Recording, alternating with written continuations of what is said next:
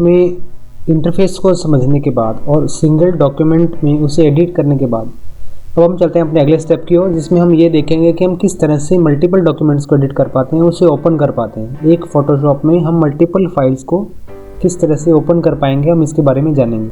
Adobe Photoshop की application को open करने के बाद मैं यहाँ पर फाइल टैब पर क्लिक करता हूँ एंड देन ओपन सेलेक्ट करता हूँ। तो यहाँ पर मेरे पास 2 फाइल्स यहाँ पर दिख रही हैं। अगर आप किसी एक को ओपन करना चाहते हैं तो आप एक पर क्लिक करके ओपन करें, लेकिन मैं दोनों को ओपन करता हूँ तो मैं दोनों को मार्क कर लेता हूँ, क्योंकि हमारा ये जो सेशन है ये मल्टीपल डॉक्यूमेंट्स में एडिट करने का सेशन है। तो इसमें मैं 2 डॉक्यूमेंट्स को पिक करूँगा। इन दोनों को सेलेक्ट करने के बाद मैं यहाँ पर ओपन के बटन पर क्लिक करता हूँ एंड देन आप देख पाएंगे कि ये जो दोनों इमेजेस हैं ये अलग अलग टैब में ओपन हो गई हैं। मैं इस प्रीवियस टैब को डिलीट कर देता हूँ। इन दोनों टैब्स को आप अपने हिसाब से रीऑर्डराइज कर सकते हैं, अपने हिसाब से मूव कर सकते हैं।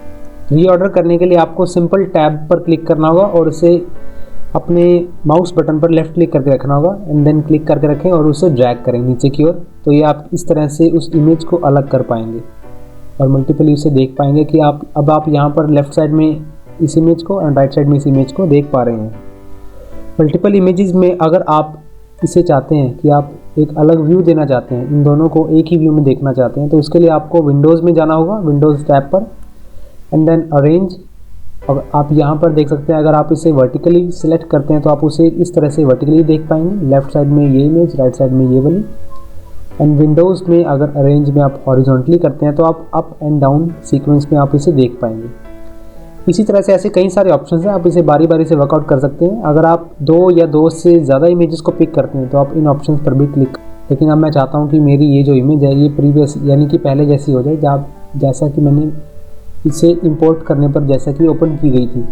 अगर मैं इस फ़ोटो को डिफ़ॉल्ट व्यू में सेलेक्ट करता हूँ या डिफ़ॉल्ट व्यू में देखना चाहता हूँ तो मैं विंडोज़ टैब पर क्लिक करूँगा एंड अरेंज सेक्शन में कंसोलिडेट ऑल टू टैब्स, यानी कि ये सभी इमेजेस को टैब्स में कन्वर्ट कर देगा। कोई भी इमेज कहीं भी फ्लोट कर रही होगी तो उसे सिंपली कंसोलिडेट करके उसे टैब में कर देगा। अगर आप चाहते हैं कि आप ये जो राइट साइड की इमेज है इसे आप लेफ़्ट में देखना चाहते हैं, यानी कि इस टैब में देखना चाहते हैं, तो आपको सिंपली मूव करना होगा। राइट साइड वाली इमेज को लेफ़्ट की तरफ सिंपली मूव करना होगा और आप उसकी पोजीशन को चेंज कर सकते हैं। इसके बाद अगर आप चाहते हैं कि आपकी जो इमेज ये दोनों ही एक फ्लोटिंग विंडो में विजिबल होनी शुरू हो तो आप दोनों को कुछ इस तरह से ड्रैग कर सकते हैं। तो ये दोनों आपके पास कुछ इस तरह से फ्लोट होनी शुरू हो जाएगी और आप इंडिपेंडेंटली इसे किसी भी तरह से एडिट कर पाएंगे और इसे रिसाइज भी कर सकते हैं। यहाँ पर बॉटम में कुछ इस तरह से इस इमेज को आप ऐसे रिसाइज कर सकते हैं।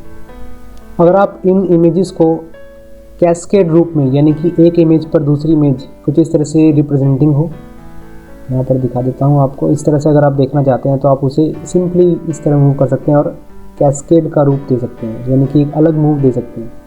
उसके लिए आपको विंडोज़ में जाकर अरेंज में यहाँ पर कैस्केड सेलेक्ट करना होगा तो आपको ये कुछ इस तरह से दिखनी शुरू हो जाएगी, यानी कि एक विंडो में आप 2 टैब्स को देख पाओगे।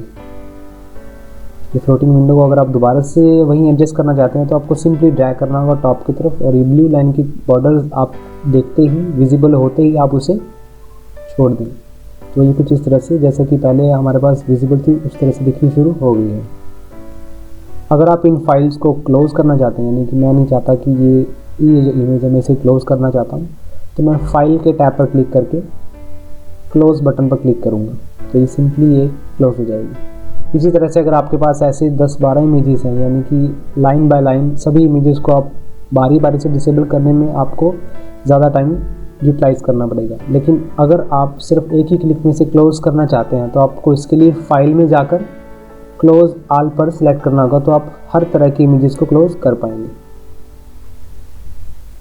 आगे की कुछ वीडियोस में हम देखेंगे कि हम किस तरह से पैन और जूम कर सकते हैं, यानी कि इमेज को किस तरह से जूम रिलेटेड सेटिंग्स और उसे मूव करने रिलेटेड सेटिंग्स को देख पाएंगे, उसे चेंज कर पाएंगे।